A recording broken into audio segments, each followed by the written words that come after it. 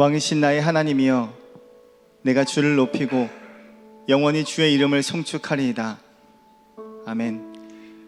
왕이신 하나님, 이 시간 우리가 드리는 예배를 받아 주옵소서. 하늘의 문을 열어주셔서 우리 가운데 은혜의 담비를 부어주시고, 아니 폭포수와 같은 하나님의 은혜를 부어주셔서 이 시간 하나님을 경험하고 주님을 만나는 이 예배의 시간 되게 하여 주옵소서. 예수님 이름으로 기도드렸습니다. 아멘.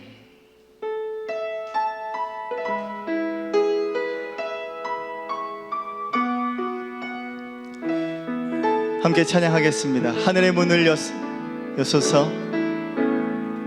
하늘의 문을 여소서. 이곳을 주목하소서. 주를 향한 노래가 꺼지지 않으니 하늘을 열고 보소서. 이곳에 임재하소서. 이곳에 임재하소서. 주님을 기다립니다. 기도의 향기가 하늘에 닿으니 주여 임재하여 주소서. 이곳에 오셔서 이곳에 앉으소서. 이곳에서 드리는 예배를 받으소서. 주님의 이름만이 오직 주의 이름만 이곳에 있습니다. 하늘의 문을 여소서. 하늘의 문을 여소서. 이곳을 주목하소서. 주를 향한 노래가 꺼지지 않으니 하늘을 열고 보소서. 이곳에 임재하소서. 주님을 기다립니다. 기도의 향기가 하늘에 닿으니 주여 임재하여 주소서. 이곳에 오셔서 이곳에 앉으소서. 이곳에서 드리는 예배를 받으소서. 주님의 이름만이 오직 주의 이름만 이곳에 이곳에 오셔서 이곳에 오셔서 이곳에 앉으소서. 이곳에서 드리는 예배를 받으소서. 주님의 이름만이 오직 주의 이름만 이곳에 있습니다.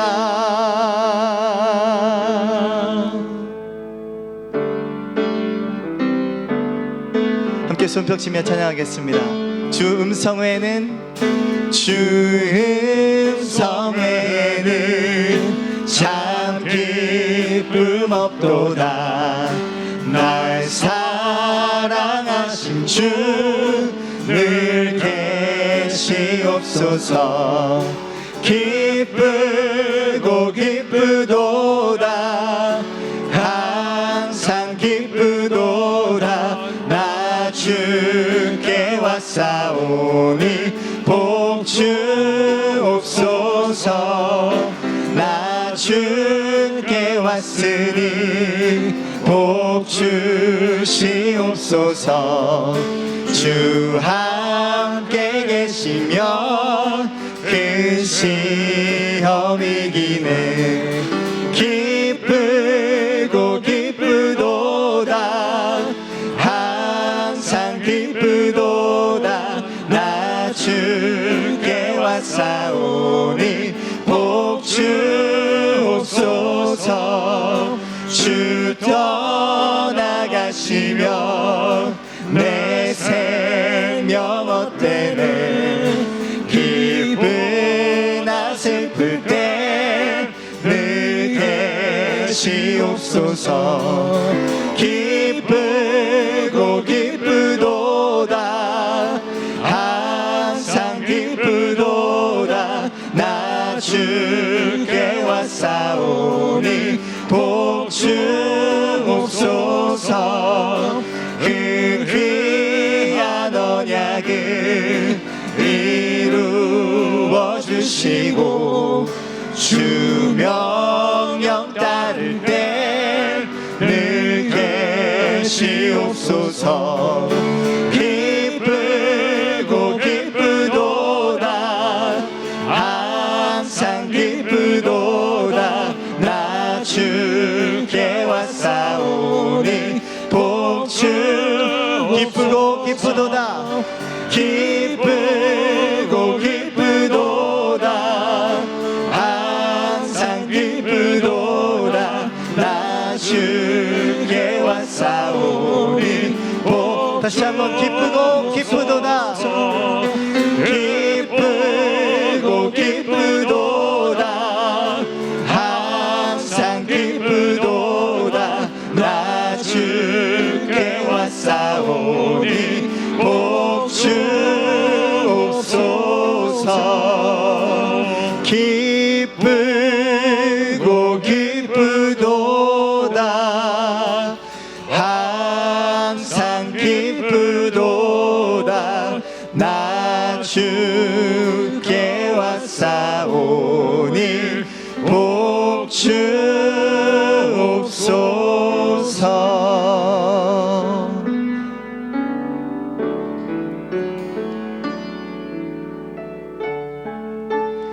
주님 이 시간 주님 앞에 우리가 나아가오니 우리에게 말씀하여 주시고 진정한 복된 말씀 하나님의 말씀으로 우리를 채워 주옵소서. 함께 그렇게 고백하며 찬양하겠습니다. 나의 영혼이 잠잠히 하나님만 바라며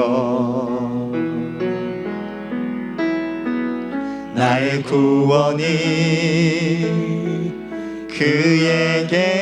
그에게서 나는 도다. 나의 영혼아 잠잠히 하나님만 바라라. 나의 소망이 저에게서 나는 도다. 오직 주만이 나의 반석 나의 구원이시니 오직 주만이 나의 산성 내가 요동치 아니하리.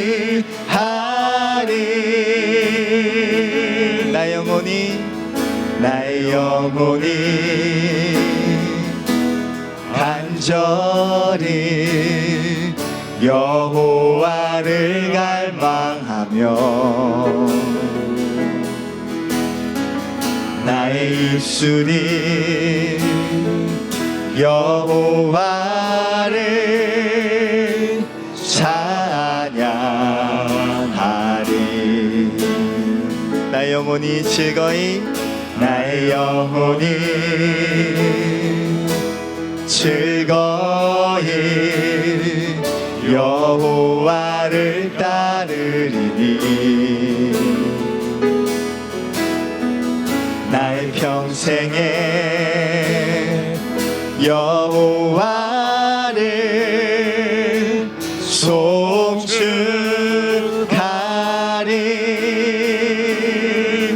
오직 주만이 나의 반석, 나의 구원이시니.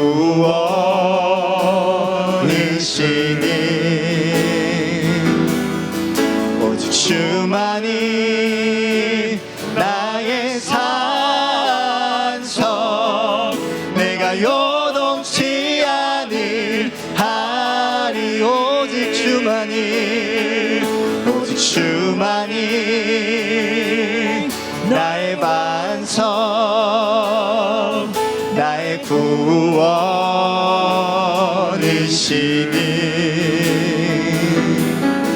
오직 주만이 나의 산성, 내가 요동치 아니하. 한 번 더 선포합니다. 오직 주만이, 오직 주만이 나의 반석, 나의 구원이시니.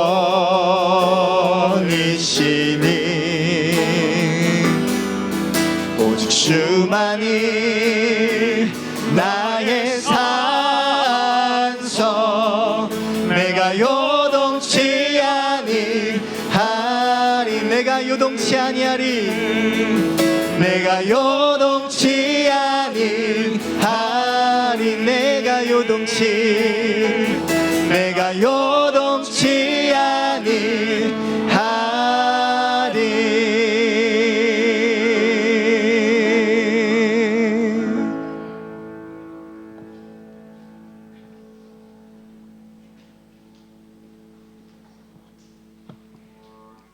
사랑의 하나님, 부족한 자들을 부르시고 구원하여 주심도 감사한데 우리를 제자로 세우시고 작은 예수들로 살아가게 하심에 감사합니다. 이 자리가 우리에게 허락하신 은혜와 사랑을 고백하는 자리요, 또한 우리의 믿음을 고백하며 하나님께 대한 사랑을 표현하는 자리들이 되게 도와주시옵소서. 이곳에 모인 자들마다 하나님의 뜻으로 세워지는 교회된 삶이 되게 하시고 우리의 자리가 하나님의 영광으로 채워지게 도와주시옵소서. 또한 우리가 사랑의 빚진 자들임을 늘 기억하게 도와주시고 몸담고 살아가는 모든 사명의 자리에서 예수님의 사랑을 빛으로 밝히며 살아가는 우리들 되게 도와주시옵소서. 주신 능력과 지혜와 믿음을 바르게 간직하게 하시고 늘 이웃을 위하여 남을 위하여 선용하며 살아가는 그리스도인들 되게 도와주시옵소서. 우리의 모든 삶을 오직 주님께만 드리기를 원하오며 거룩하신 예수님의 이름으로 기도합니다. 아멘.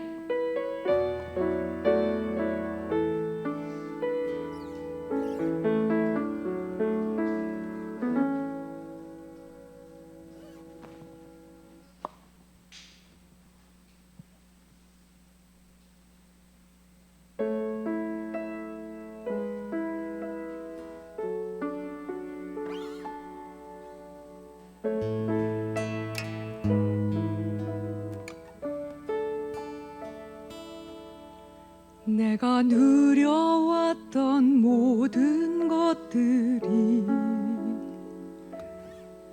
내가 지나왔던 모든 시간이,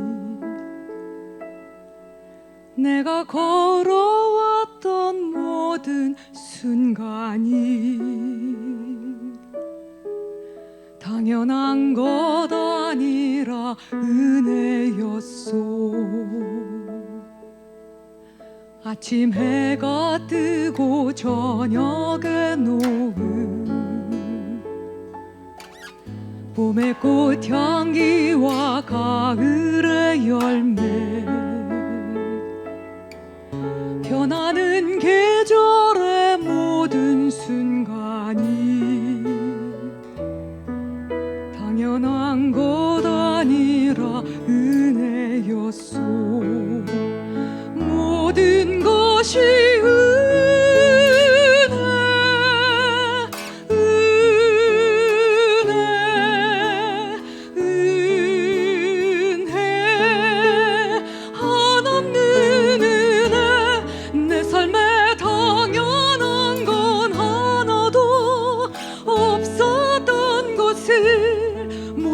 것이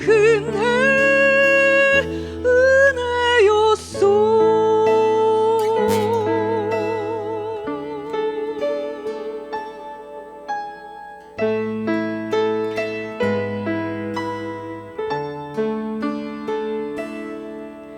내가 이 땅에 태어나 사는 것,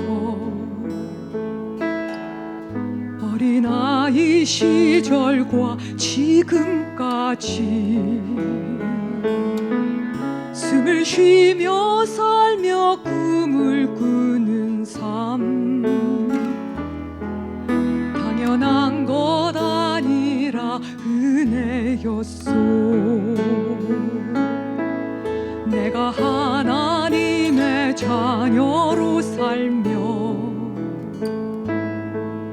오늘 찬양하고 예배하는 삶, 복음을 전할 수 있는 축복이 당연한 것 아니라 은혜였소. 모든 것이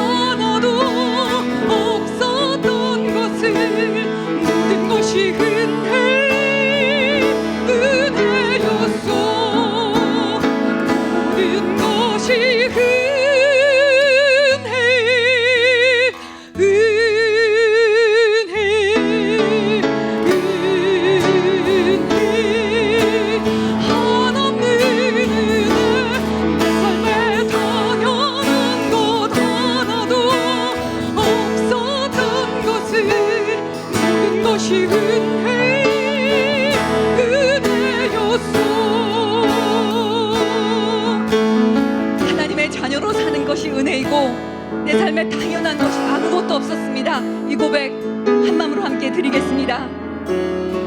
모든 것이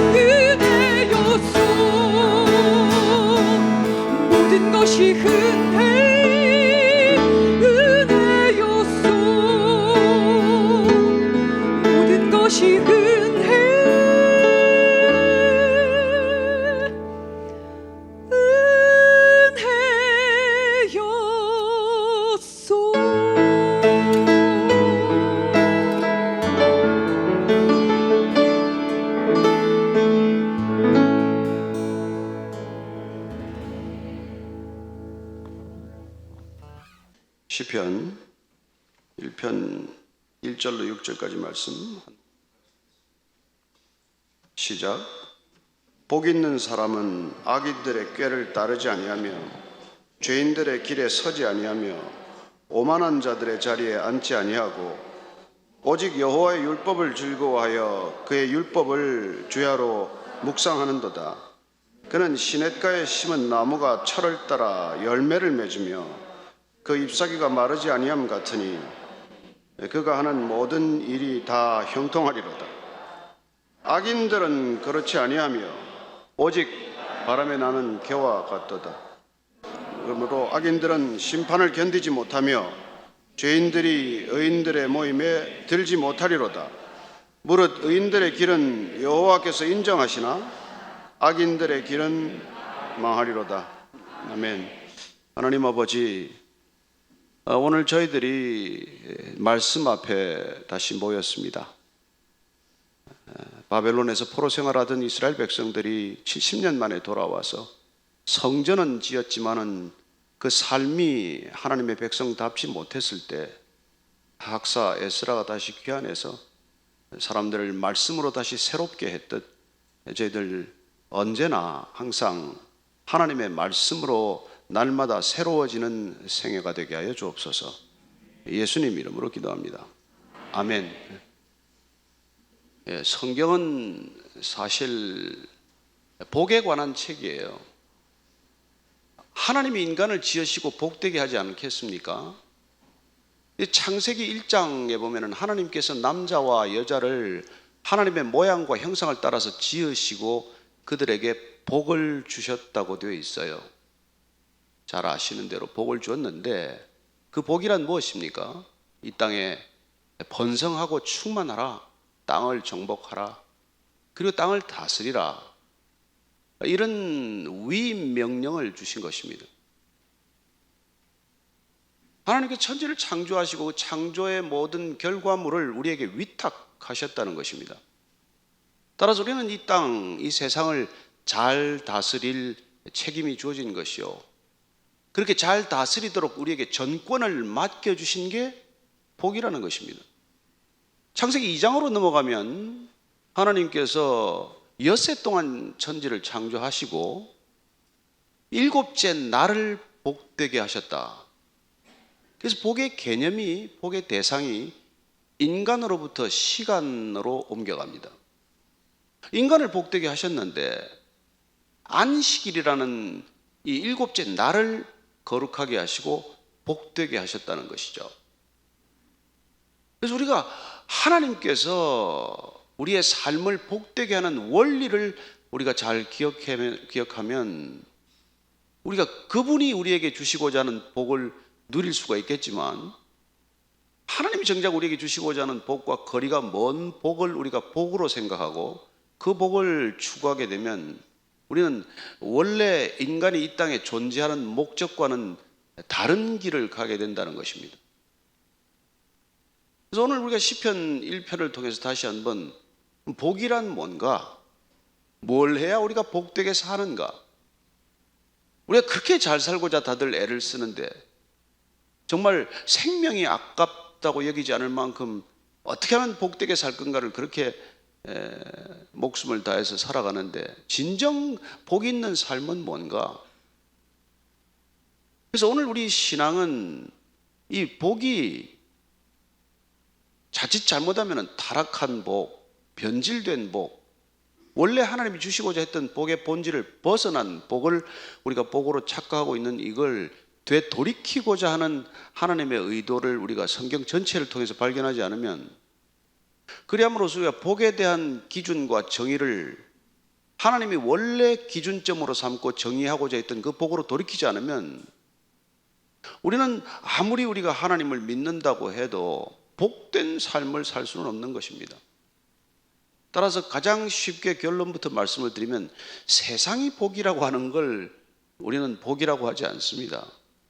세상이 잘 산다고 하는 기준을 우리는 그걸 잘 사는 기준으로 삼지 않는다는 것이죠. 이 혼선이 여러분 정리가 안 되면 신앙생활을 아무리 오래 해도 신앙의 성숙이 일어나지 않습니다. 그러니까 가장 쉽게 비유를 드리면 이런 거죠. 세상에 잘 사는 걸 잘 살기 위해서 교회 오는 사람들이 있습니다. 세상이 사는 방식대로 어떻게 하면 세상 사람들처럼 잘 살 건가 해서 교회 하는 사람들이 있어요. 근데 드물게 세상에서 살아보니까 세상에서 잘 사는 방법을 아무리 잘 살려고 해도 그게 본질적으로 우리를 채워주지 않는다. 아무리 그들 삶의 방식을 쫓아서 살았지만, 가질 만큼 가져도 보고 누릴 만큼 누려도 봤지만 채워지지 않는 이 허무함이나 허전함이나 이 결핍감이나 부족감이나 이걸 어떻게 채울 건가 해서 교회 오는 사람들이 있다는 것입니다.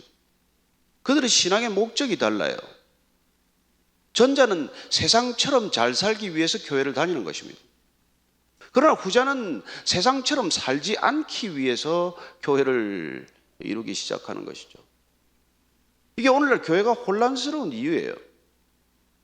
세상이 잘 산다고 하는 방식대로 살기 위해서 기도하고, 세상 사람들이 구하는 것과 동일한 것을 구하기 위해서 그렇게 하나님 앞에 무릎을 꿇고 아무리 손을 들고 그렇게 기도한다고 한들 그건 하나님의 나라와 뜻이 이루어지는 기도가 아니고 하나님이 원하시는 신앙이 아니라 이 땅의 모든 종교가 추구하는 인간의 세속적이고 물질적인 복을 추구하는 데 그치는 것이라는 것입니다. 그게 나쁘다는 게 아니에요. 하나님은 그런 복도 주십니다. 그러나 우리가 그런 복을 추구하다가 점점점 나이가 들면 어른스러워지듯이 우리의 삶이 추구하는 게 좀 달라져야 하지 않겠냐는 것이죠. 그래서 이 시대에 사실 우리 신앙의 문제는 그렇게 우리가 하나님 우리에게 주시고자 했던 그 원래 복의 물줄기를 따라가는 삶, 그 샘의 근원에 이루고자 하는 그런 간절함, 이런 것들이 우리의 신앙을 진정한 신앙으로의 길로 인도하는 중요한 갈림길이라는 것이죠. 그래서 오늘 시편 1편은 뭐 시편 전체는 잘 아시다시피 150편의 시편이 있지만 그 제일 먼저 150편의 시편 가운데 제 1편 앞에 소개된 편이 뭐냐면 이게 복에 관한 얘기로 시작을 해요. 마치 창세기 1장, 2장에 복이라는 말이 이렇게 나왔듯이. 그리고 또 우리가 믿음의 조상이라고 하는 창세기 12장에 가면은 아브라함이라고 하는 이 땅의 3대 유일신 종교가 다 신앙의 아버지, 신앙의 조상이라고 말하는 아브라함이 있고 이 복에 관한 이 길을 또 새롭게 제시하는 것을 우리는 읽게 됩니다. 그 우리가 1장, 2장에 나왔던 복이 타락했기 때문에 그 복이 변질되었기 때문에 우리는 심판이라는 것을 겪게 돼요. 하나님이 이걸 추구하라고 했는데 계속 다른 걸 추구하게 되면 우리가 성경에서 말하는 심판, 하나님과의 관계가 단절되고 하나님과의 관계가 단절됨으로 생기는 균열 내지는 파열음이 생긴다는 거예요. 그런 것들이 우리에게는 심판이라는 형태로 다가오는데 하나님께서 그렇게 두 번 물의 심판, 불의 심판, 그리고 또 바벨론 탑, 인간이 끊임없이 추구하고자 하는 그 욕망, 그 꿈을 다 흩으시고 나서 자, 새로 한번 복 좀 받아봐라. 너희들이 그렇게 원하는 복의 길을 내가 너로 복을 만들므로써 새로 시작을 해보자. 그게 아브라함의 얘기예요. 그 아브라함은 지금 유대교, 이슬람교, 기독교의 3대 종교의 믿음의 조상입니다. 근데 그분 자체가 우리가 잘 알다시피 갈 바를 알지 못하고 갈대아우르라는 곳에 살고 있는 비즈니스맨인데 이 비즈니스맨들어 너 내가 가라는 곳으로 한번 떠나봐라. 가지고 있는 거 다 한번 내려놓고 내가 한번 가라는 대로 한번 가봐라. 그러면 내가 내 스스로 너를 유명하게 만들고자 하고 내가 내 스스로 부자가 되고자 하고 내가 내 스스로 모든 것들의 앞선 우위에 있는 그런 존재가 되고자 하는 내 욕망을 내가 앞장서서 너를 이름을 창대하게 할 것이고 너로 큰 민족을 이루게 할 것이다. 그렇게 한번 해보겠느냐? 그런 이 오퍼, 제안을 제가 한번 그걸 해보죠. 그래서 그는 믿음의 조상이 되었어요. 믿음의 조상이 된 이유가 뭐라고요? 아무것도 확실하지 않은데 오직 그분의 말씀만을 믿었다는 것입니다. 그게 믿음이에요. 눈에 보이는 건 믿음이 아니라 확인하는 것입니다. 믿음은 안 보이는 것을 믿는 거예요. 믿음은 경험하지 못한 세계로 들어가는 관문입니다. 한 번도 가보지 않은 길이에요. 그러나 손짓하는 그분이 믿었기에 그분을 믿어보기로 결정하는 게 믿음의 출발이라는 말이에요. 그래서 아브라함이 덜컥 갈대아우르를 떠나서 그 당시에 1500km나 되는 그 먼 길을 이렇게 항해를 한 거나 마찬가지죠. 근데 하나님께서 약속을 했어요. 내가 너를 복을 줄 텐데 너희가 바로 복이 되게 하겠다는 이 약속을 해요. 내가 복이 될 것이다. 여러분, 우리가 복이 되면 더 이상 복에 목마르지 않습니다.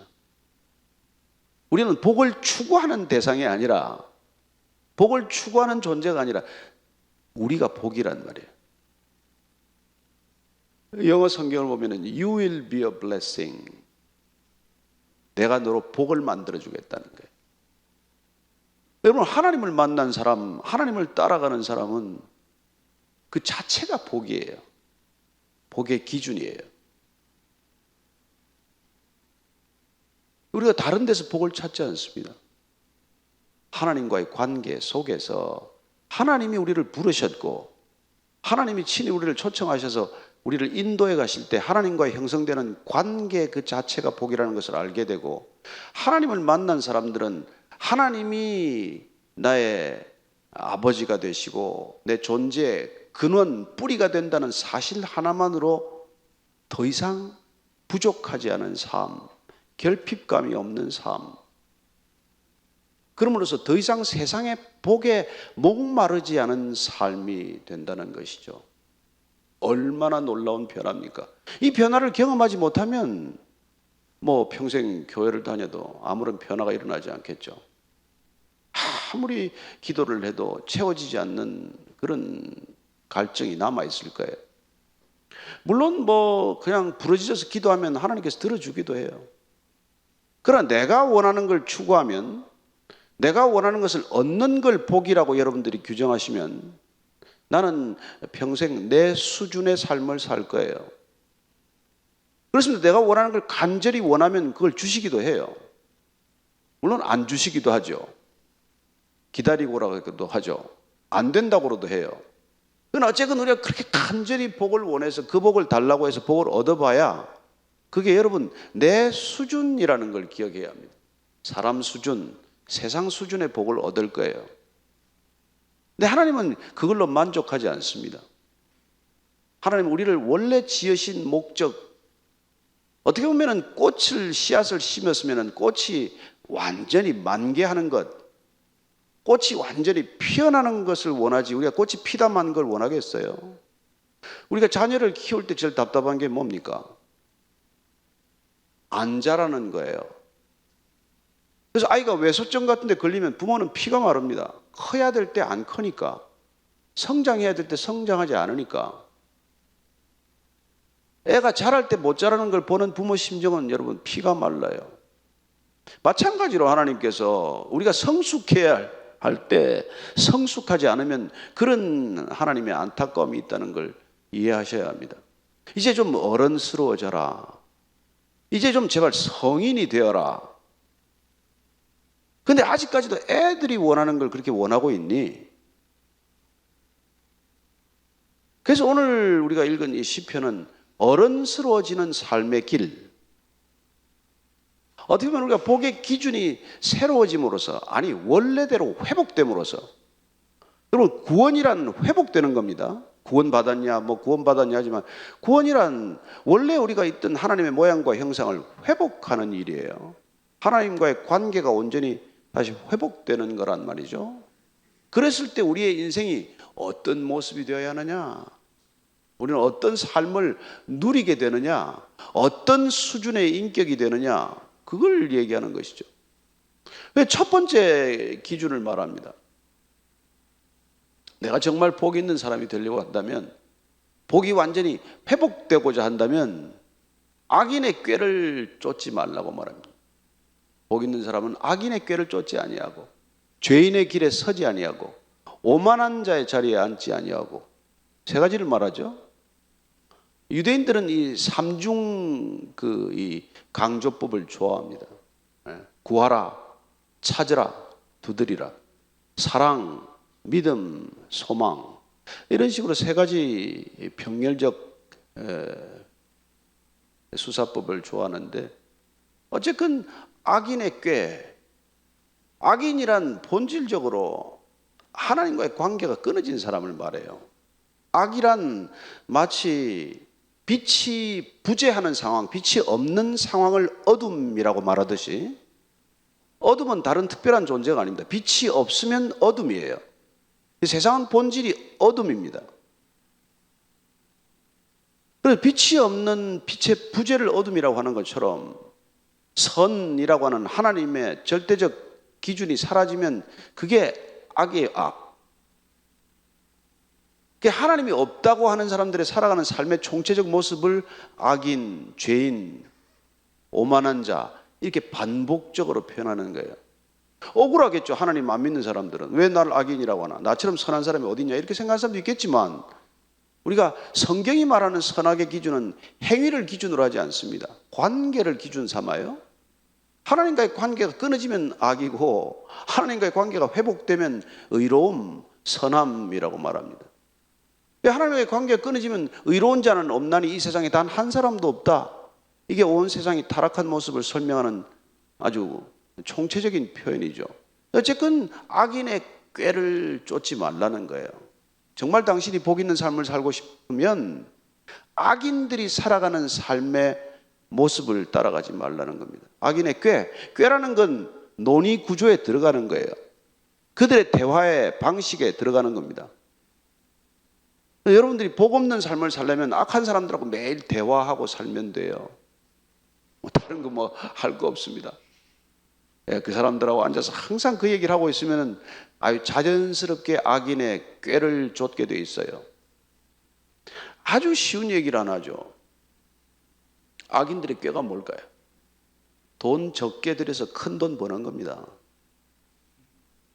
땀 안 흘리고 편하게 사는 거예요. 한 건 해서 평생 먹고 사는 겁니다. 그게 악인들의 꽤 전형적인 모습이에요. 뭐 여기도 그것 때문에 교회 다니는 사람이 있는지 모르겠지만, 여기서 땀 안 흘리고 돈 벌고자 하는 사람들 이름을 불한당이라 그래요. 아니 불자에 땀 흘릴 한자를 써서 땀 안 흘리고 살는 사람을 불한당이란 말이에요. 저는 여러분들이 덜 땀을 흘리고 살게 되기를 바랍니다. 뭐 헬스클럽 가서 땀 흘리라는 게 아니고 부지런히 살면서 말이죠. 아침에 일찍 일어나서 저녁 때까지 정말 성실하게 살아가는 삶은 악인의 꾀를 쫓지 않습니다. 여러분, 아이들이 이런 기도를 한다면 시험 공부 하나도 안 한 녀석이 엄마 기도 좀 해줘. 내일 시험인데 시험 100점 맞게 해줘. 그러면 어느 부모가 너 공부 하나도 안 하고 나서 지금 엄마들은 그렇게 100점 달라고 그러냐? 그건 악인의 꾀를 쫓는 전형적인 모습 아니에요? 성실하게 산 바가 하나도 없이 무슨 인생에 대박이 나서 그냥 단번에 살았으면 좋겠다. 그 지금 오늘날 이 세상이 지금 악인의 꾀를 쫓느라고 정신 없잖아요. 젊은 애들이 벌써 20대 30대가 비트코인이라고 앉았고 그래서 큰 돈 벌어 뭐 할 건데? 돈을 다룰 능력이 없는 자에게 돈이 많아지는 것보다 큰 비극이 어디 있습니까? 근데 그런 악인의 꾀를 쫓는 게 이 세상의 방식이란 말이에요. 죄인의 길, 성경에서는 길이라고 하는 게 굉장히 중요한 개념입니다. 길은 사람이 살아가는 삶의 방식을 총칭하는 말이에요. 그래서 의로운 길, 악인들의 길, 늘 우리는 길을 선택해야 합니다. 그 길이란 무슨 오른쪽 길, 왼쪽 길 그런 개념이 아니라 우리가 살아가는 사고의 방식, 삶의 방식을 어디에다가 우리가 맞출 거냐 그런 거죠. 그래서 우리가 죄인의 길에 서지 않겠다. 이게 여러분 복된 삶을 사는 거라는 거예요. 죄인이란 성경에서는 죄라는 게 간음하고 살인하고 이걸 죄인, 그 정도 수준을 죄인이라고 말하지 않습니다. 그는 현상죄, 죄 뿌리에서 이렇게 자라나온 이파리죄. 그럼 죄 뿌리는 뭐예요? 성경이 말하는 죄 뿌리는 하나님이라고 하는 방향성을 잃어버린 겁니다. 하나님이라고 하는 관역을 벗어난 거예요. 활을 쏘는데, 총을 쏘는데 목적, 관역, 그 관역 우리가 10점짜리 이런 데 있잖아요. 거기 정확히 맞추는 걸 우리가 의롭다 그러고 그 판에서 벗어나는 거, 화살을 쏘았는데 영 엉뚱한 데로 가는 걸 그걸 성경에서는 죄라 그래요. 성경적 죄의 개념은 하나님이라고 하는 방향성, 하나님이라는 목적성을 잃어버린 삶을 말하는 거예요. 그들이 살아가는 삶의 방식을 따라가지 마라. 그 얘기란 말이에요. 그게 복 있게 사는 길이다. 그래서 악인의 꾀를 쫓지 않냐고 죄인의 길에 서지 아니하고 오만한 자의 자리에 앉지 말라고 말합니다. 오만한 자는 뭐예요? 오만한 자의 가장 삶의 특징은 조소하고 조롱하고 경멸하는 삶의 태도를 말해요. 그저 무슨 얘기만 하면 고습을 칩니다. 그까짓 거 돈 좀 벌어봐야 그 사람 무슨 국회의원 되면 돼봐야 늘 경멸해요. 그 사람 차를 바꿨대. 또 이상한 사기를 쳤나? 남의 일을 좋게 말 못합니다. 늘 이렇게 비판적으로 말하고 끊임없이 그 입술에는 마치 독사가 독을 품어내듯이, 여러분 같은 물을 마셔도 노루는 사슴은 사향을 만들고 뱀은 독을 만든단 말이에요. 같은 샘물을 마셔도 끊임없이 입에서 독기를 뿜어내는 그런, 남을 비웃고 남을 조롱하고 남을 절대 인정하는 법이 없는 삶의 태도를, 그걸 오만한 자란 말인데, 오만한 자의 자리에 앉지 말라는 거예요. 윗사람이 되면 점점 그런 태도가 갖춰지게 돼요. 왜냐하면 정보는 점점 많아지고 판단할 수 있는 근거는 더 많아져서 자기보다도 정보량이 작은 사람들을 매일 우습게 봐요. 대한민국 정보가 누가 제일 많겠습니까? 대통령이 제일 많겠죠. 그래서 지금 대통령 당선인이 쏟아져 들어오는 정보 때문에 어떻게 이런 정보를 가지고 어리석은 결정을 내리냐 탄식하지만, 본인이 지금 덫에 걸렸다는 걸 모릅니다. 그 많은 정보, 온 나라가 쏟아내는 그 정보가 다 오만한 자의 자리에 맞춰서 입맛에 맞는 정보를 올린다는 걸 꿈에도 모를 거예요. 아니 알아도 그 덫에서 헤어나오지 못합니다. 이게 세상이 살아가는 원리인데 어쨌건 그 오만한 자의 자리에 앉기를 그렇게 원하는 거예요. 그래서 기도 제목이라고 계속 가지고 오는 게 오만한 자의 자리에 좀 앉게 해주세요. 이런 기도가 대부분이에요. 저는 여러분이 오늘 오만한 자의 자리에 앉지 않고 지금 이 운하교의 자리에 앉게 된 것을 축복합니다. 이 낮은 자리예요.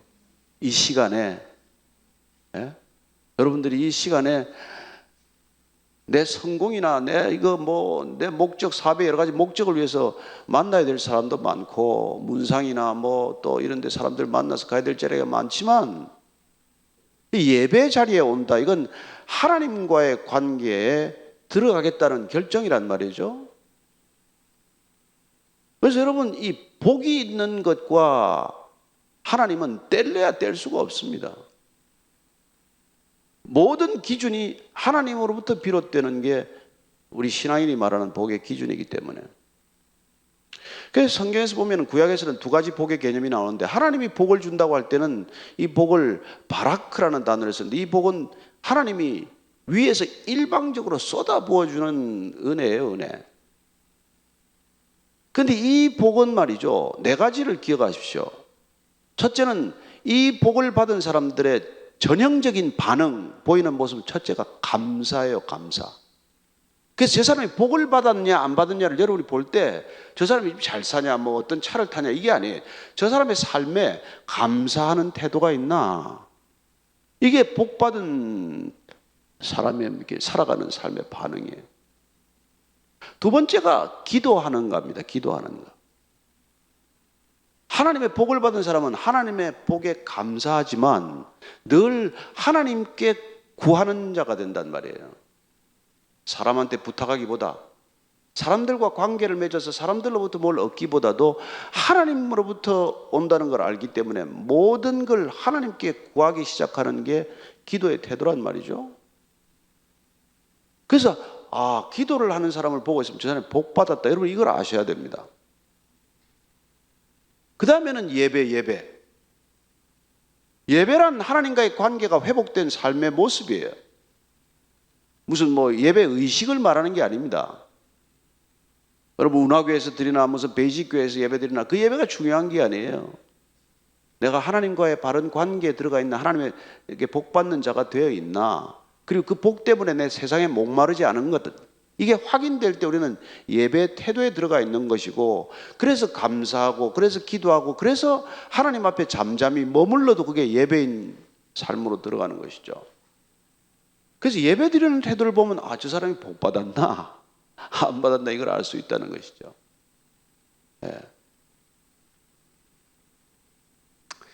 그 다음에 이제 이게 우리가 예배를 드리고 감사하고 또 기도하고 그 다음에 찬양하는 거예요.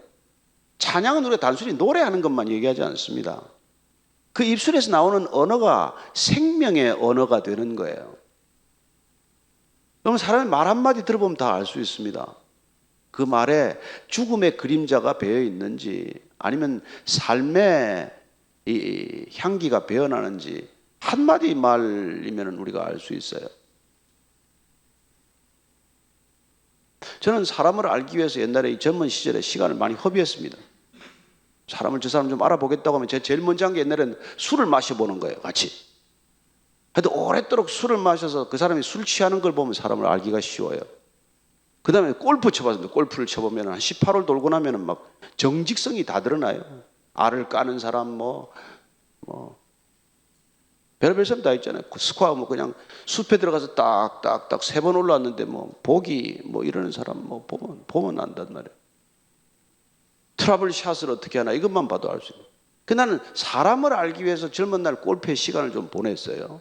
술 마셔보고 골프 보고 그다음 또 한 번 또 여행을 다녀봐요. 2박 3일이건 어디건 다녀보면 얼마나 다른 사람을 배려하는가 이걸 또 알 수 있단 말이에요. 근데 이게 제가 성경을 읽어보면 그거 다 헛짓이에요. 그걸로 사람이 구별되지 않아요. 정말 우리가 쓰고 있는 이 말 한마디에 모든 게 다 들어있어요. 그래서 성경은 이 말씀이라고 하는 것에 목숨을 걸라고 되어 있는 거예요. 그래서 악인들이란 악인들의 꾀를 쫓지 말고 죄인의 길에 서지 말고 오만한 자의 자리에 앉지 말고 복 있는 건 뭐냐? 복 있는 사람은 오직 주야로 밤낮 없이 말씀을 묵상하는 자라고 그러네요. 그래서 복은 창세기 1장, 2장, 12장을 통해서 하나님과의 관계 속에서 쭉 흘러오다가 오늘 이 구약에서 굉장히 중요한 시편 1편에 오면은 복이란 하나님의 말씀을 주야로 묵상한다. 여기에 이르게 됩니다. 우리는 하나님이 보이지 않죠. 하나님은 영이십니다. 보이지 않는다고 해서 존재하지 않는다. 이건 어린애들이 하는 얘기예요. 여러분 눈앞에 미국이 없다, 안 보인다고 해서 없습니까? 그렇지 않잖아요. 눈앞에 없다고 해서 이거 없는 게 아니란 말이죠. 점점 우리는 눈에 보이지 않는 세계가 더 크다는 것. 기껏 내가 눈을 떠봐야 오늘 공간은 이 운하교회 이 조그마한 공간이 전체지만은 오히려 눈을 감으면 우리는 이 공간에서부터 벗어나는 그런 것을 경험하듯이 우리는 점점 보이지 않는 세계에 눈을 떠가는 거란 말이죠. 근데 그렇게 우리의 눈을 뜨게 하는 게 바로 이 하나님의 말씀과 관련이 있다는 것. 그리고 그 말씀을 주야로 묵상하는 거라고 말합니다. 묵상하다는 말은 여러분이 생각하는 차원에 머무르는 게 아니에요. 사실 이 말의 깊은 뜻을 들어가 보면 이게 생각보다는 훨씬 암송하는 데 관련이 있습니다. 그래서 저는 여러분들이 꼭 성경을 소리내어 읽게 되기를 바랍니다. 하루에 얼마씩이라도 시간을 정하고 소리내어 읽는 것. 그래서 이 묵상하다라는 말의 원뜻은 비둘기가 하루 종일 그 소리를 내는 거예요. 구 소리를 내고. 소가 위가 4개 있어요. 그래서 짚을 먹거나 하면은 하루 종일 위 4개에서 돌아가면서 되새김을 합니다. 그걸 이 단어는 묵상하다고 가르치는 거예요. 그래서 우리가 종일 우리가 그 말씀을 생각하고 있는 상태, 또 그 말씀을 암송하고 있는 상태,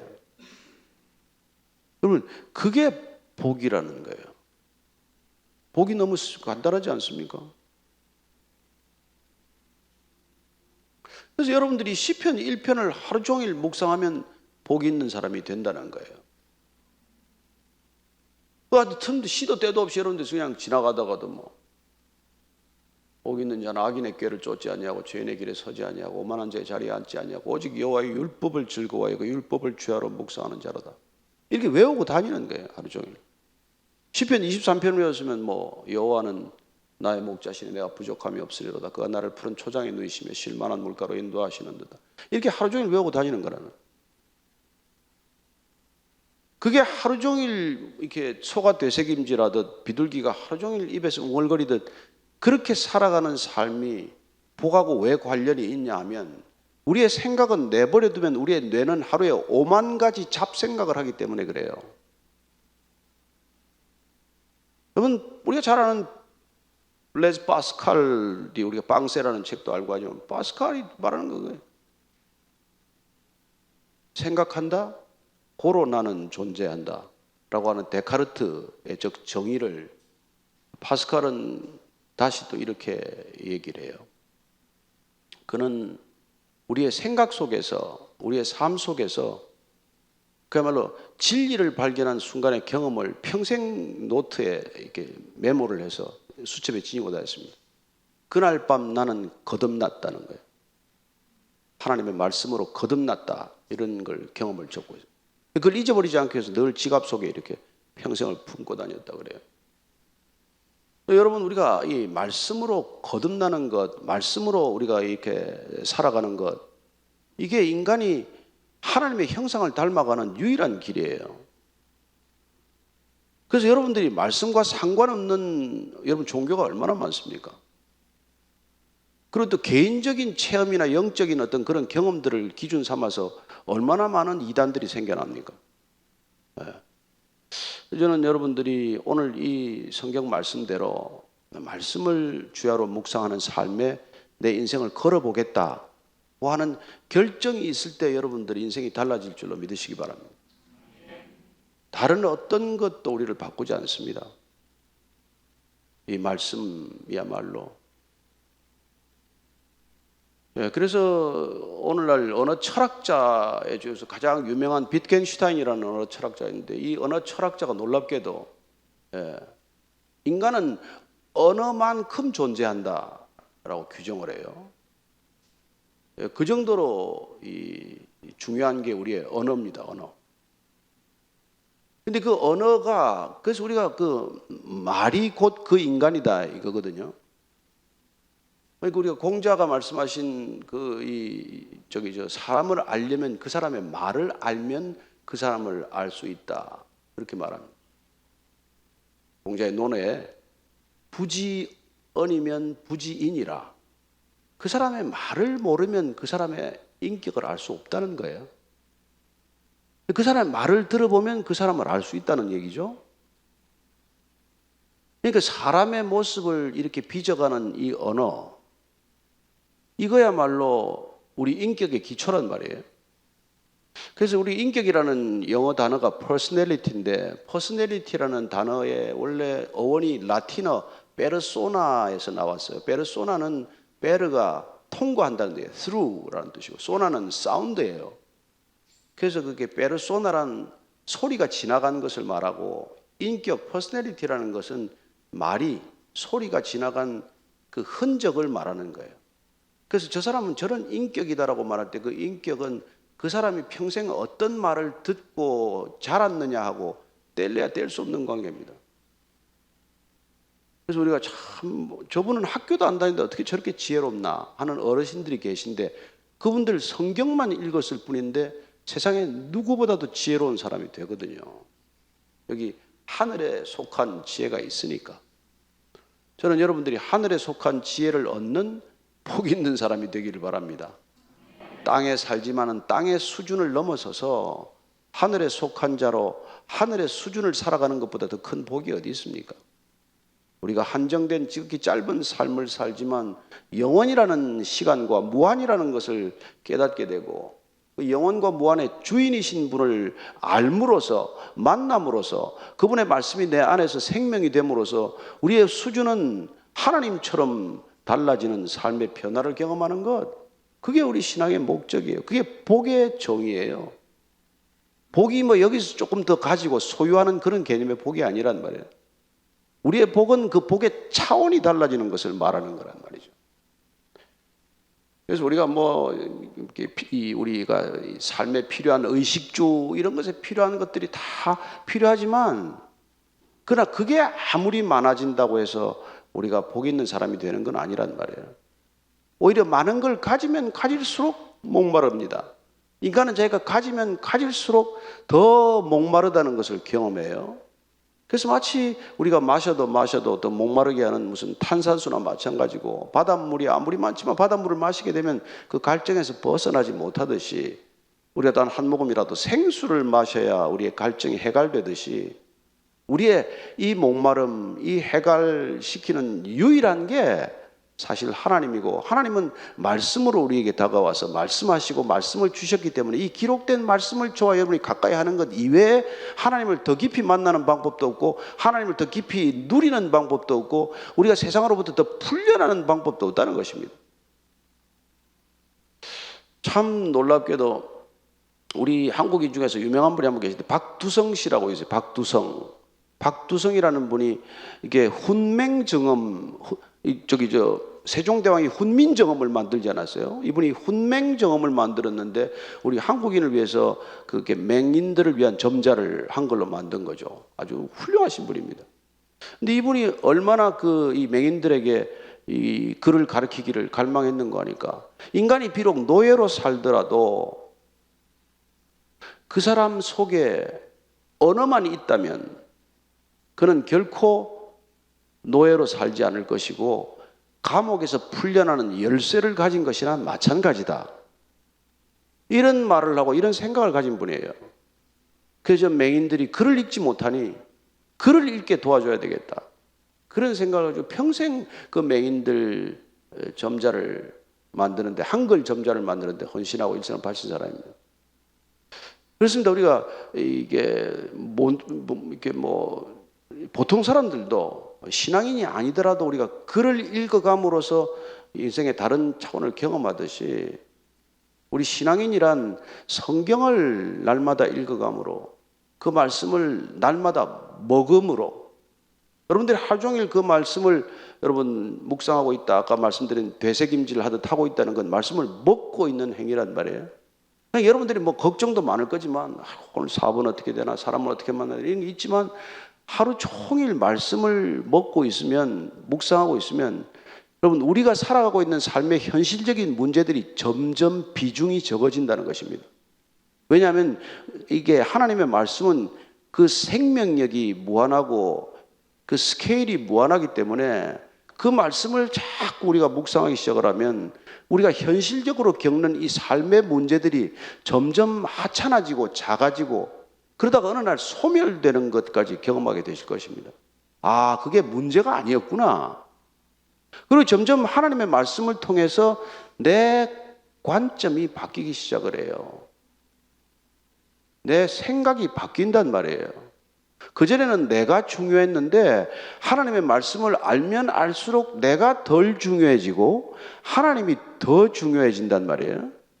그래서 우리가 마치 찬양에 나오는 것처럼 어느 날 내 눈앞에 하나님의 영광만 가득하고 나는 간데온데 없는 그런 경험을 한단 말이죠.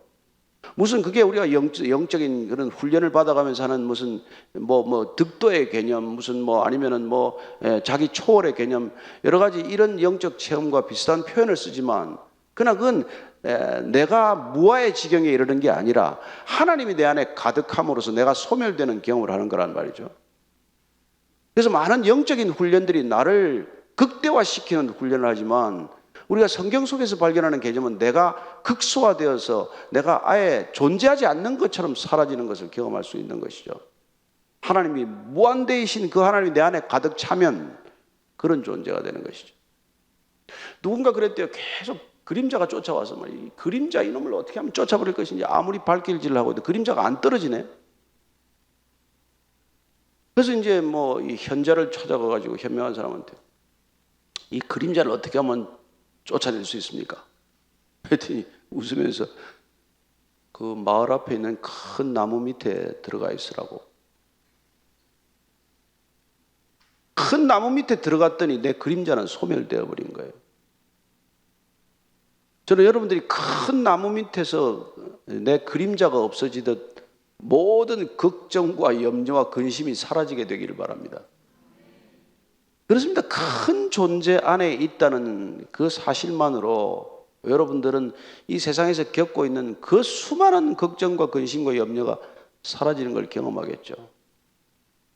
그래서 우리가 깨진 컵이 아무리 물을 담아도 컵이 물에 새버리고 말지만, 그러나 아무리 컵이 깨졌을지라도 그 컵을 아예 물통 안에 담가버리면은 그 컵에 물이 가득 찬 상태가 유지될 수 있듯이, 우리는 부족하고 우리는 험이 많고 우리는 죄가 많은 백성들이지만, 그러나 하나님 안에 잠기기만 하면 우리는 더 이상 채우려고 하는 노력을 하지 않게 된단 말이에요. 인생의 모든 이 어려움들이 나를 더 채우고자 하는 데서 시작되는 거란 말이에요. 그래서 시기도 하고 경쟁도 하고 싸우기도 하고 뺏기도 하고 뺏기기도 하는 건데 더 이상 그럴 이유가 없죠. 그래서 사도 바울이 가장 잘 쓰는 단어가 in Christ예요. in Christ. 그리스도 안에 내가 그리스도 안에, 그리스도가 내 안에 있기만 하면 여러분 그러면 문제 끝이에요. 오늘 이 복 있는 삶을 오늘 이렇게 얘기하는 것입니다. 그 말씀을 주야로 묵상하는 자로다. 저도 이 말씀을 주야로 묵상하기 위해서 정말 많은 시도를 해봤는데 여러분 정말 놀라운 일들이 일어납니다. 이 말씀만 묵상했을 뿐인데 걱정해왔던 일들이 순식간에 사라지는 것도 물론이고 때로는 전혀 내가 구하지 않았던 것들, 잠시 생각하다가 잊어버린 것들, 그런 것들이 응답되어 있는 걸 많이 경험해요.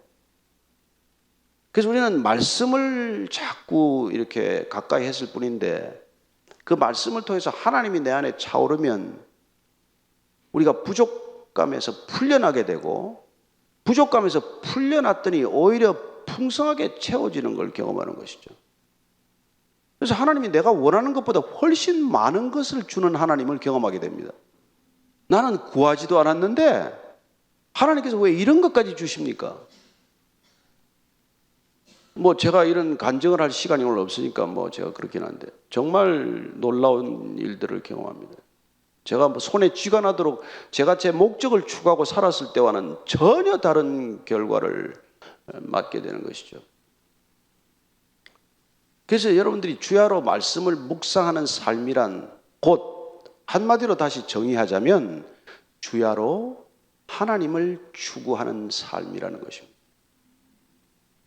하나님만 추구했을 뿐인데 다른 것들이 다 해결되고 채워지는 것을 경험하는 삶이 이 신앙인의 삶이라는 것입니다. 제가 오늘 낮에 잠깐 식사하고 어디 차 마시러 가면서 제가 본인한테 허락을 구하고 이 얘기를 드립니다만은 우리 박주환 형제하고 오늘 같이 잠깐 차를 마시면서 얘기를 나눴는데 이분이 신앙이 그렇게 뭐 오래되지 않았어요. 이제 50대 중반이 됐는데 한 10여 년 전에 신앙을 갖게 되면서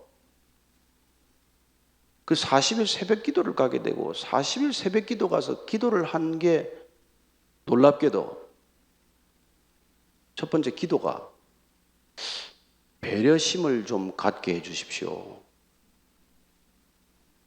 저는 그런 기도를 했다는 얘기를 오늘 처음 들었어요.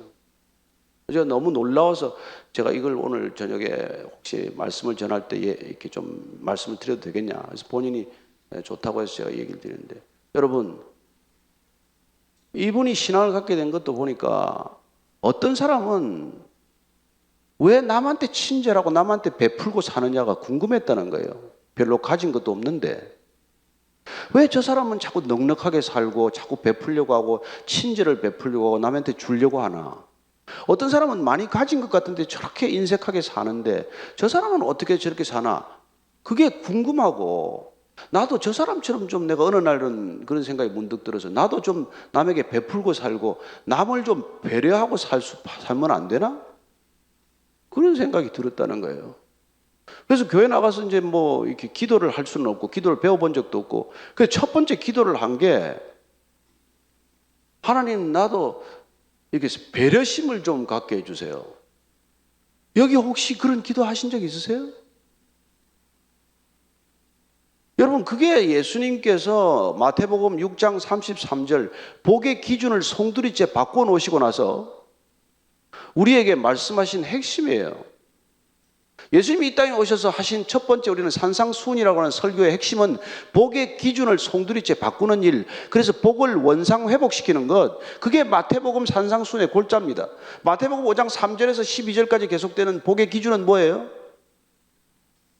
심령이 가난한 자의 복, 마음이 가난한 복, 애통할 줄 아는 복, 온유한 복, 의에 줄이고 목마른 복, 긍휼을 베푸는 복, 마음이 청결한 복, 화평을 베푸는 복, 의를 위하여 박해를 받는 복.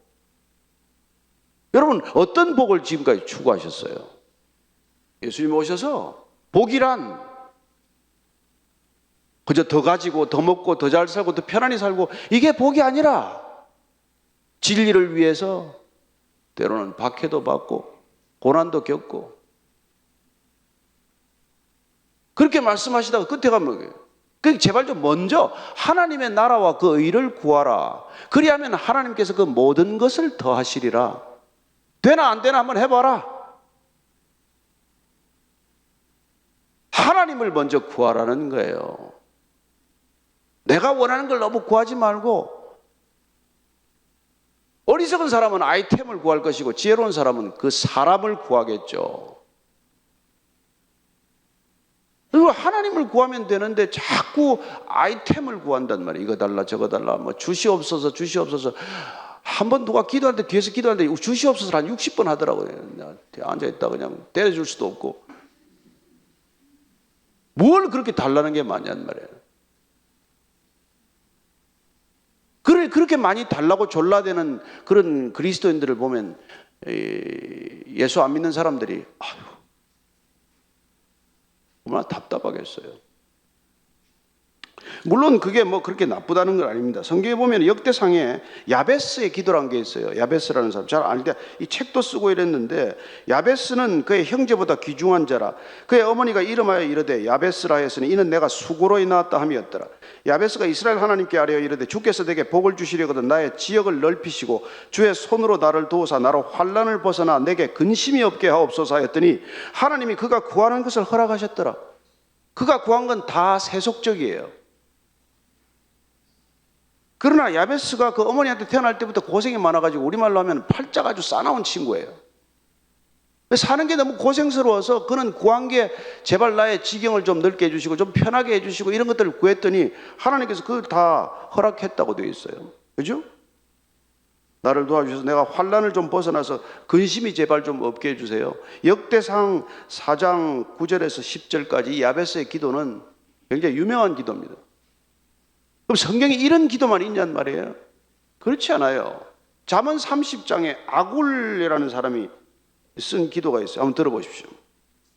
잘 아시겠지만 잠언 30장 7절, 8절, 9절 아굴이라는 사람이 이렇게 기도합니다. 내가 두 가지 일을 주께 구하였사오니 내가 죽기 전에 내게 거절하지 마시옵소서. 곧 헛된 것과 거짓말을 내게서 멀리하옵시고 나를 가난하게도 마옵시고 부하게도 마옵시고 오직 필요한 양식으로 나를 먹이시옵소서. 혹 내가 배불러서 하나님을 모른다 여호와가 누구냐 할까 하오며 혹 내가 가난하여 도둑질하고 내 하나님의 이름을 욕되게 할까 두려워함이니이다. 평생 구한 게 이거란 말이에요. 제발 부자 되게 하지 마십시오. 그렇다고 또 너무 가난하게 돼서 그렇게 재물에 묶여 살지 않게 해주십시오. 평생 이걸 구했다는 거예요. 그렇습니다. 그는 어쩌면 소유하는 것들에 소유당할 수밖에 없다는 걸 알았기 때문에, 그렇게 소유당하면 하나님을 찾을래야 찾을 수 없게 되기 때문에, 그래서 마치 부자가 하늘나라에 들어가는 것이 낙타가 바늘기로 들어가는 것보다 더 어렵다는 말이 사실이듯 그렇게 되어버릴까 봐 두렵기 때문에 나는 제발 많이 소유하지 않게 하옵소서. 그러나 또 너무 없어서 내가 거짓말하고 도둑질하고 추하게 살지는 말게 하옵소서. 얼마나 지혜로운 기도예요. 그러나 총체적으로 오셔서 예수님께서 우리에게 기도를 가르쳐 줄 때 제자들에게 이렇게 기도하라. 일용할 양식을 달라고 하고 그렇게 평생 먹을 양식 구하지 말아라. 그리고 우리의 이웃의 죄를 사해 준 것까지 죄 용서를 위해서 기도하고, 그리고 우리가 유혹이 많은 시대를 살아가니까 유혹에 빠지지 않도록 기도하고, 그리고 악에 건져주도록 그렇게 기도하라. 그게 기도의 전부예요. 뭐 기도가 깁니까? 짧은 기도 아니에요. 근데 이게 가장 복 있는 삶의 기도란 말이에요. 근데 그런 기도는 주문으로 만들어버리고 주기도문이 아니라 주문으로 만들어 놓고 나머지 하루 종일 기도하는 건 그저 내 욕심을 따라 우리가 그렇게 자꾸 추구한다면 어릴 때는 봐주겠지만 그런 나이가 들면 점점 하나님께서 넌 왜 아직 그 자리에 머물러 있니? 그렇게 말하실 거 아니겠어요?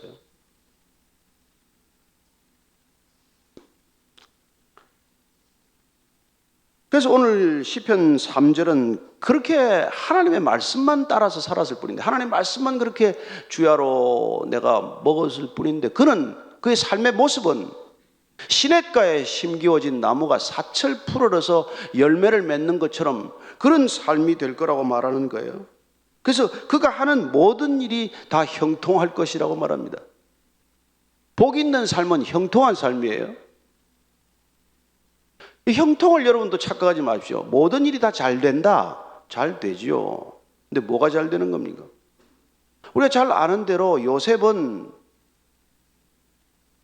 그렇게 뭐 아버지 사랑을 듬뿍 받고 채색 옷을 입다가 결국 형들한테 팔려서 노예로 팔려갔는데, 그래서 보디발 집에 들어가서 노예 생활을 하는데 그가 하나님과 함께 하셨으므로 그가 형통한 자였다라고 말하고, 또 보디발의 아내의 유혹을 뿌리쳤더니 그렇게 오해를 받아서 감옥에 갔는데 그는 감옥에서도 형통한 자였다라는 기록을 우리는 봅니다.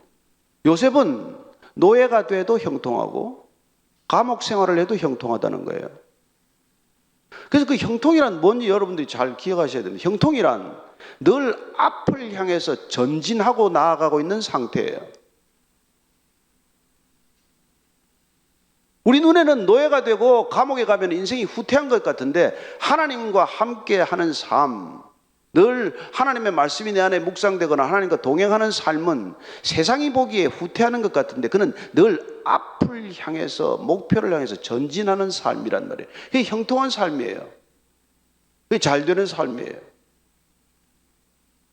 마치 넬슨 만델라가 27년간 그 절의 고도 아일랜드 프리즌에 갇혀 있었지만, 그러나 그가 하나님 안에 있었기 때문에 그는 망한 것 같지만 망하지 않았고, 끝난 것 같지만 끝나지 않았고, 그는 끝내 남아프리카 공화국을 놀라운 변화를 이끌어내는 축이 되고 마는 것이죠.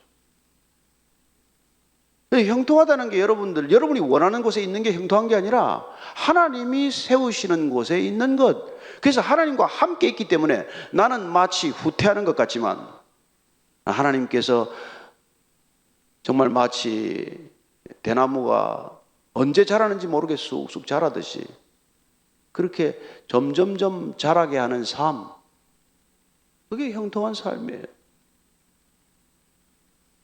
제가 예수 믿고 나서 세상적으로 잘 된 거 없습니다. IMBC CEO 하다가 월급이 많아졌겠어요. 무슨 비서가 있습니까? 운전사가 있습니까? 그러나 하나님한테 제 인생을 맡겼더니 상상할 수 없는, 비교할 수 없이 잘 되는 삶을 허락한 거예요. 그 결과가 이런 자리에 초청받은 거죠. 여러분들이 저를 어떻게 한다고 여기 초청하겠어요? 제가 하나님을 믿는다는 이유 하나밖에 뭐가 더 있습니까? 만날 수 없는 사람을 만나게 하시고, 그리고 제가 여러분한테 상상을 못할 일들이 너무 많아서 정말 저는 매일 기적 같은 삶이에요. 그게 내가 무슨 대단한 일을 해서가 아니라 정말 세상에 희망이 없는 사람이 성경 한 절 말씀에 희망을 얻게 되고, 죽기로 결심했던 사람이 다시 살아나고 말이죠. 여러분, 그보다 더 큰 일이 어디 있습니까? 죽다가 사는 것보다 큰 일이 어디 있어요? 좀 없다가 있는 것하고는 비교가 안 되잖아요. 그래서 우리가 하나님의 말씀을 들었을 뿐인데 사망에서 생명으로 옮겨지는 그런 일들이 일어나는 것, 이게 형통한 삶이란 말이에요. 저는 여러분들이 늘 성경 말씀을 묵상했더니 그 말씀대로 살려고 애를 썼을 뿐인데 하나님이 그렇게 사는 삶을 통해서 믿지 않는 사람들과 연결시키더니 한 인생이 바뀌는 놀라운 경험들을 하게 하실 줄로 믿으시기 바라고, 그렇게 살아가는 삶이 점점 앞으로 나아가는 삶, 점점 일이 잘 되는 삶, 형통한 삶이라는 것을 믿으십시오. 그게 형통이에요. 근데 악인들은 그렇지 않다는 거예요. 오직 바람에 나는 겨와 같다고 말합니다. 바람에 나는 겨, 아유 얼마나 답답합니까? 훅 불면 날아가는 것이죠. 높이 오른 듯 하지만 바람이 따라서는 그냥 결국 그 채에 떨어지지 않고 땅바닥에 떨어지고 마는 거죠. 겨와 같이. 그래서 늘 이렇게 말합니다. 그래서 오늘 시편 1편의 결론은 뭡니까? 결론은 악인들은 심판을 견디지 못한다. 마지막 심판. 심판이라는 건 결국 하나님과의 관계가 회복되지 않는 걸 뜻해요. 그래서 우리가 뭐 부부지간에 싸울 수 있지만은 늘 회복되는데 어느 날 뭐 누가 한쪽이 일방적으로 결심하고 난 더 이상 당신하고는 못 살겠다. 뭐 결혼 생활에 심판이 임한 거죠. 부모와 자녀 간에도 참고 참았는데 이제 넌 호적을 팔아. 그럼 심판 아닙니까? 그런 일이 일어난단 말이에요. 그래서 그들은 결국 의인들의 모임에 들지 못하고 오늘 말씀의 결론은 의인들의 길은 하나님께서 인정하시지만은 악인들의 길은 망한다. 얼마나 심플한 결론입니까? 다 잘 되는 것 같은데 악인들의 길은 결국 망하는 길이란 말이에요. 죽음의 길이에요. 그래서 예수님께서 좁은 길로 가라고 계속 말씀하시는 것이죠.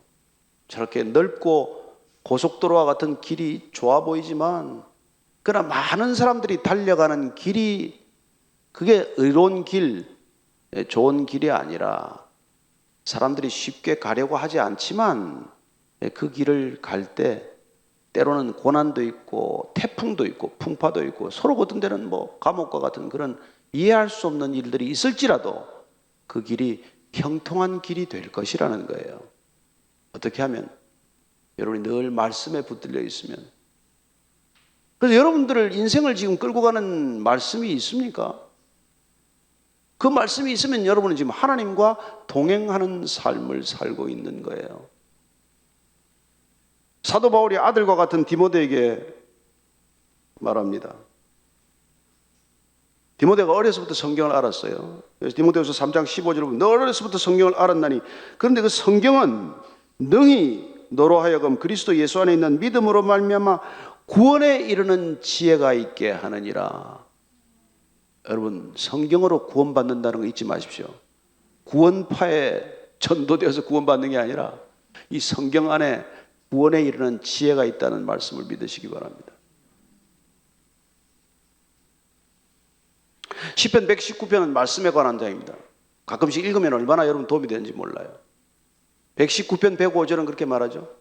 말씀은 여호와의 말씀은 내 발의 등이요 내 길의 빛이니이다. 여러분 내 발에 등이 있고 내 길에 빛이 있는데 어둠 속을 헤매겠습니까? 인생의 어둠을 헤매지 않습니다. 그렇게 어둠 속을 헤매지 않는 게 지혜로운 인생 아닙니까? 히브리서는 말합니다. 하나님의 말씀은 살았고 운동력이 있어서 좌우의 날선 어떤 검보다도 예리하여 우리의 영과 혼과 관절과 및 골수를 찔러 쪼개기까지 한다고 말합니다. 우리를 대수술하는 거예요. 우리가 말씀을 먹는 게 이렇게 힘든 까닭은 그 말씀이 우리를 수술하고 우리의 뼈를 발라내듯 그래서 우리를 통째로 바꾸어 놓는 거란 말이에요. 그래서 말씀이 우리를 변화시키는 삶, 그게 복 있는 삶이요. 말씀이 우리의 본질을 바꾸어 놓는 삶, 그게 놀랍게도 축복이라는 거예요. 여러분 안에 말씀이 있으면 여러분은 바로 복입니다. 여러분이 복입니다. 저는 그래서 정말 처음 예수 믿고 나서 시편 24편 하루에도 수십 번 암송한 것 같아요. 저는 그 인생의 문제가 다 해결됐습니다. 아, 하나님이 나의 목자여서 내가 부족함이 없다. 저는 평생 부족함에 시달렸는데 아니 그 말씀 한마디로 부족함에서 벗어났어요. 자유로워졌어요. 해방감을 맛보았습니다. 이사야서 43편 1절 말씀 너는 내 것이라 내가 너를 지명하여 불렀나니 너는 내 것이라. 아, 내 건 하나도 없고 나 존재 전체가 하나님의 것이구나. 하나님의 내가 속한 존재라면 내 소유는 없구나. 소유가 다 정리가 됐어요. 볼지어다 세상 끝날까지 내가 너희와 항상 함께하리라. 하나님이 나와 함께 하시는데 내가 누구를 두려워하리요? 내가 누구를 무서워하리요? 다윗의 말처럼 천만인이 나를 둘러치려 하여도 내가 오히려 안연하리로다. 누구를 두려워하리요? 뭐가 걱정이에요? 주의 선하심과 인자하심이 정녕 나를 따르리니 내가 여호와의 집에 영원히 거하리로다. 무슨 죽음의 두려움이 있습니까? 나를 믿는 자는 죽어도 살겠고 무릇 살아서 나를 믿는 자는 영원히 죽음을 보지 아니하리라. 내가 이것을 믿느냐? 아멘 하고 답했다면 무슨 죽음이 온들 걱정을 하세요? 무슨 코로나가 문제입니까? 오미크론이 문제입니까? 때가 되면 데려가시겠죠. 저는 여러분들이 이 말씀으로 두려움에서 벗어나게 되기를 축복합니다. 세상을 다 가져도 우리는 채워지지 않는 가슴을 가지고 있지만 하나님 말씀 한마디로도 부족하지 않는 세상이 될 줄로 믿으시기 바랍니다. 기도하겠습니다. 하나님 아버지, 정말 오늘 이 운하교회에서 함께 예배드린 한 분 한 분들 하나님께서 만져주시고 위기 때마다 말씀을 보내주셔서 그 말씀이 힘이 되게 하시고 능력이 되게 하셔서 인생의 어떤 것도 나를 뒤흔들 수 없는 반석 위에 인생들 되게 하여 주옵소서. 예수님 이름으로 기도합니다. 아멘. 같이 찬양하시겠습니다.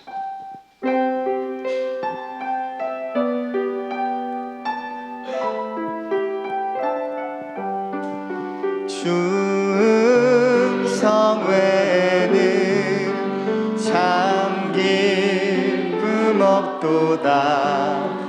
날 사랑하신 주 늘 계시옵소서.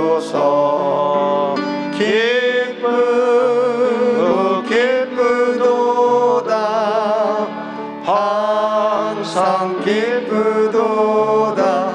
나 주께 왔사오니 복 주옵소서. 기쁘고 기쁘도다. 기쁘고 기쁘도다. 항상 기쁘도다. 나 주께 왔사오니 복 주옵소서.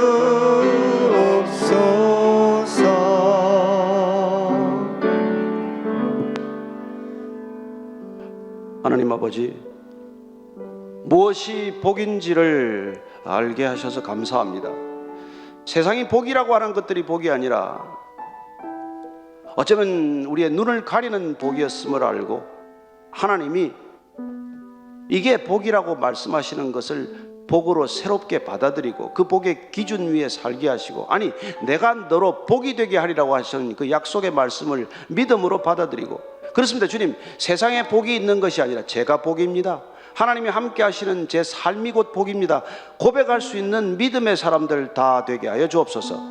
이제는 십자가에서 그렇게 복을 보여주시고 들려주시고 우리에게 쏟아부어 주신 우리 구주 예수 그리스도의 은혜와 하나님 아버지의 이해할 수 없는 사랑과 날마다 그 사랑에 메인바되어 사라질 것들, 썩어 없어질 것들을 추구하지 않고 영원한 것들, 영원한 복을 추구하게 하는 성령 하나님의 인도하심이 오늘 시편 1편을 함께 같이 묵상함으로 일평생 말씀을 묵상하는, 말씀을 영의 양식을 먹는 사람 되기로 결정한 이 자리에 고개 숙인 모든 믿음의 사람, 말씀의 사람, 은혜의 사람, 믿음의 사람, 그런 진정한 하나님의 사람들 위해 지금부터 영원까지 함께 하시기를 간절히 축원하옵나이다. 아멘.